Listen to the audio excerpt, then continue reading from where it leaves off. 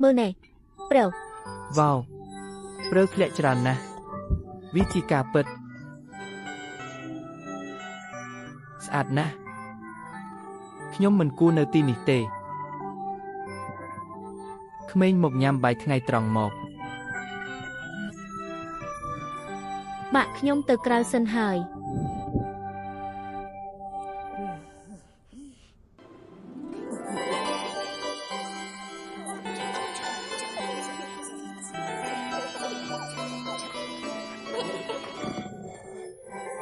ខ្ញុំដឹងថាពួកឯងនៅទីនេះចាដូសួស្ដីខ្ញុំឆ្ងល់ថាហេតុអ្វីមិនឃើញមេលេងសាយឆយចាឌូចុះយ៉ាងម៉េចដែរបើពួកយើងលេងវីបាព្រើល្អណាស់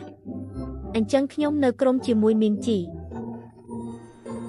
អូខេពួកយើងរួចរាល់ហើយមក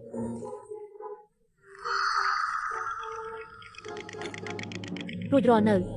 ចាឌូ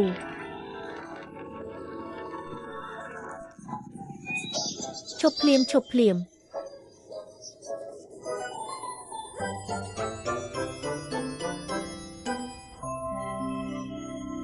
តើពួកយើងទៅជីស្គីទឹកឥឡូវទេណែឆយចាឌូឯងមិនហត់ទេអីសម្រាប់បន្តិចទៅហត់ហេតុអ្វីត្រូវហត់ពេលកំពុងលេងចាឌូល្ងាចនេះឯងចង់មកវិហារពួកយើងទេហ៎មកធ្វើអីបុណ្យគ្រីស្មាស់នៅឆ្ងាយទៀតតើចាឌូតាអញទៅវិហារដែរមែនទេឯងនិយាយពីអីហ្នឹងខ្ញុំបានជួបគេនៅវិហារកាតូលិកកាលពីបុណ្យអ៊ីស្ទើមុនតើអូអញ្ចឹងឯងទៅតែពេលគេចែករបស់របរទេមែនទេណែហេតុអ្វីពួកឯងបុរាណម្លេះមិនដឹងទេអីថាប្រទេសយើងមានសេរីភាពខាងជំនឿសាសនាខ្ញុំមិនមែនទៅព្រោះតែគេចែករបស់ទេខ្ញុំទៅដើម្បីមើលថាវិហារមួយណាដែលស័ក្តិសមនឹងខ្ញុំជាងតែមីងជីតើនៅវិហារគេចែកអ្វីខ្លះ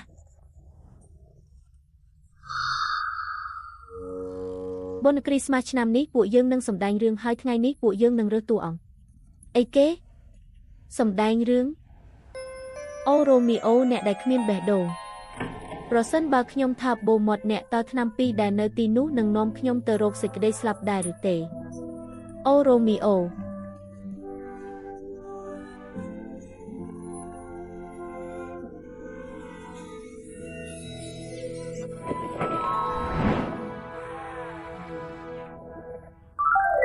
ទេខ្ញុំស្អប់វាណាស់ហេតុអ្វីឯងនាំប្អូនមកកន្លែងហាត់សម្ដែងពួកឯងទៅលេងនៅផ្ទះទៅអត់ទេខ្ញុំក៏ចង់មើលការសម្ដែងដែរខ្ញុំដែរតើពួកឯងចង់ធ្វើបែបនេះមែនទេឥ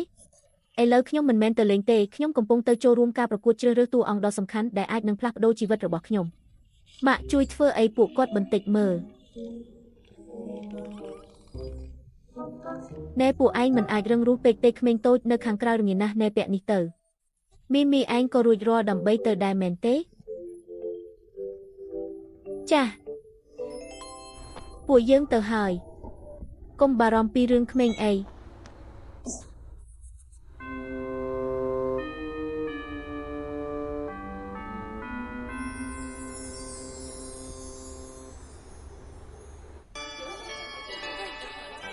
មីងជី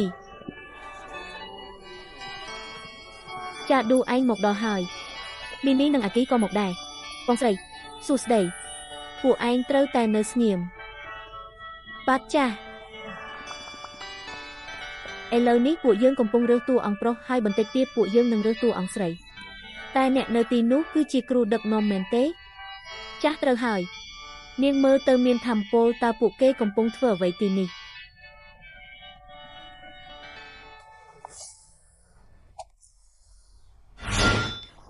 ឯងគឺជាក្បាលអូត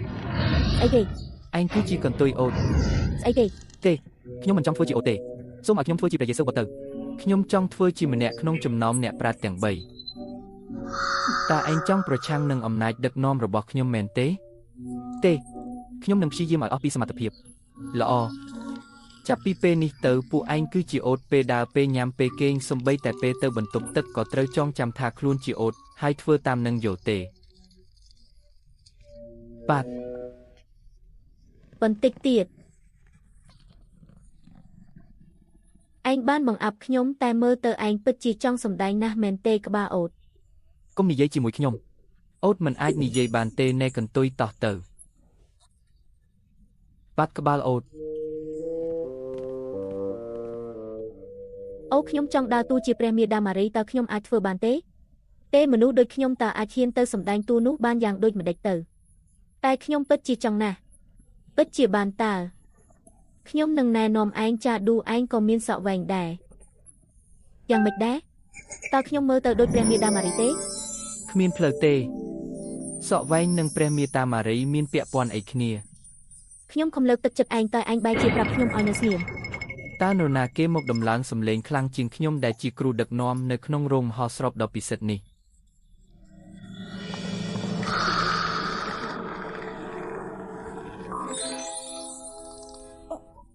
ចាសូមអភ័យទោស មីងជីតើឯងទៅរកក្មេងនេះមកពីណាខ្ញុំរកឃើញហើយខ្ញុំរកឃើញគាត់ហើយឯងពិតជាមានភ្នែកមើលតួអង្គមែនក្មេងម្នាក់នេះពិតជាស័ក្តិសមបំផុតសម្រាប់តួអង្គព្រះយេស៊ូវបុត្រមើលក្មេងដ៏គួរឲ្យស្រឡាញ់នេះចុះនេះហើយគឺជាព្រះយេស៊ូវបុត្រដែលខ្ញុំស្រមៃចង់បាន សូមទោសលោកគ្រូកូនរបស់ពួកយើងមិនទាន់ចេះនិយាយច្បាស់ទេអញ្ចឹងគាត់ប្រហែលជាមិនអាចទន្ទិញអត្ថបទរឿងបានទេ វាមិនអីទេព្រះយេស៊ូវបុត្រគ្រាន់តែគេងនៅក្នុងស្នូកសត្វទៅបានហើយ ខុសហើយ អូព្រះអើយព្រះមេដាម៉ារីគឺនៅក្បែរគាត់នេះឯង ត្រូវហើយមិត្តម្នាក់នេះឈ្មោះចាឌូដែលខ្ញុំចង់ណែនាំ ល្អឥតខ្ចោះពិតជាល្អឥតខ្ចោះមែនជារូបភាពរបស់ព្រះមេដាម៉ារី សូមអញ្ជើញ អូមិនគួរឲ្យជឿតើឯងទៅរកក្មេងស្អាតបែបនេះមកពីណាមកពីការប្រកួតសម្រស់កុមារីមែនទេ អូខ្ញុំចង់ឲ្យគេរើសដោយសារសមត្ថភាពសម្ដែងមិនមែនដោយសារសម្រស់ទេ បាទតួអង្គព្រះមេតាម៉ារីគឺជារបស់អញហើយ ខ្ញុំមែនចាំបន្តិចតែខ្ញុំមិនដែលសម្ដែងពីមុនមកទេ វាមិនសំខាន់ទេឥឡូវលើកដៃទាំងពីរមកភ្ជុំគ្នាហើយសាកធ្វើកាយវិការបួងសួងមើល បែបនេះមែនទេ អូល្អឥតខ្ចោះអស្ចារ្យណាស់អញពូកែបំផុតចាឌូឯងមិនអីទេមែនទេហេតុអ្វីបានជាទៅជាបែបនេះវិញមានជីពេលនេះកុំនិយាយអីទាំងអស់តែលោកគ្រូចុះតើចាឌូគួរដើរតួអ្វីវិញ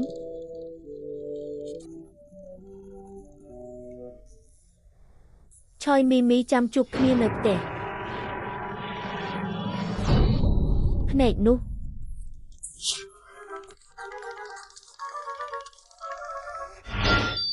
បាទខ្ញុំមានតួអង្គដ៏ល្អឥតខ្ចោះសម្រាប់ឯងដែលគ្មាននរណាម្នាក់អាចធ្វើបានក្រៅពីឯងឡើយ ពិតមែនអីតើមានរឿងបែបហ្នឹងមែនទេ បាទប្រហែលជាភាពជោគជ័យនៃរឿងរបស់ពួកយើងគឺអាស្រ័យលើឯងហើយ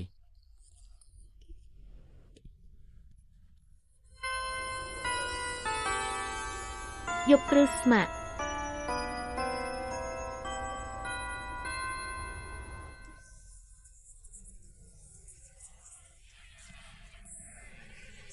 ឥឡូវនេះពួកយើងនឹងចាប់ផ្ដើមការសម្ដែងរឿងពិសេសសម្រាប់បុណ្យគ្រីស្មាស់កំណើតព្រះយេស៊ូវបុត្រ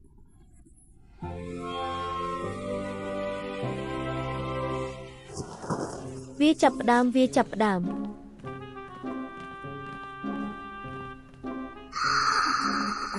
អូដូរីកតរបស់ម៉ាក់គេគួរឲ្យស្រឡាញ់ណាស់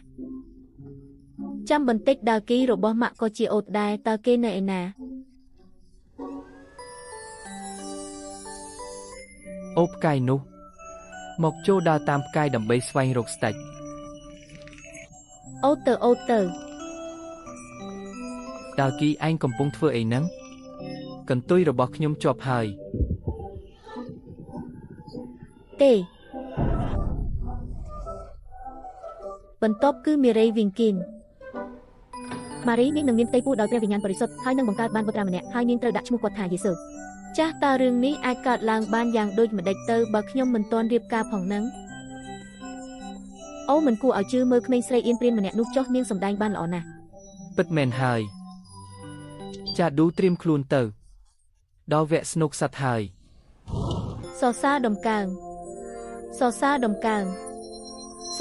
កើងចំពោះកំណើតព្រះយេស៊ូវបុត្រ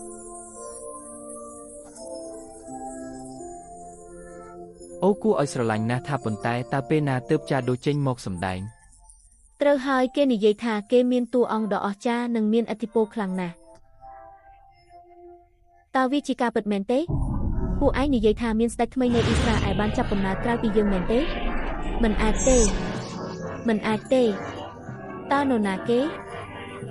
ណាគេរឿងនេះមិនមាននៅក្នុងអត្ថបទរឿងទេ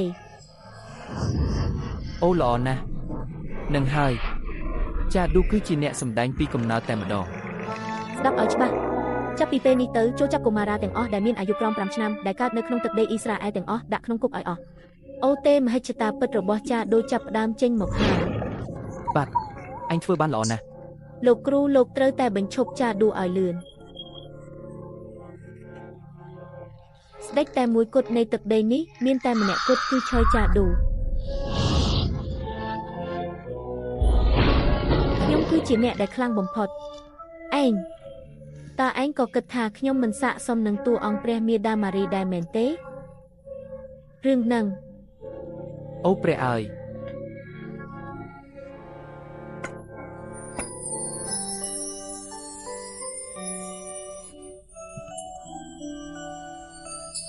តើរឿងនេះអាចកើតឡើងបានយ៉ាងដូចម្តេចទៅបើខ្ញុំមិនទាន់រៀបការផងហ្នឹងជាមួយនឹងការសម្ដែងនិងសម្រស់ដ៏អស្ចារ្យបែបនេះហេតុអ្វីបានជាខ្ញុំទទួលបានតួអង្គអាក្រក់បែបនេះទៅវិញហេតុអ្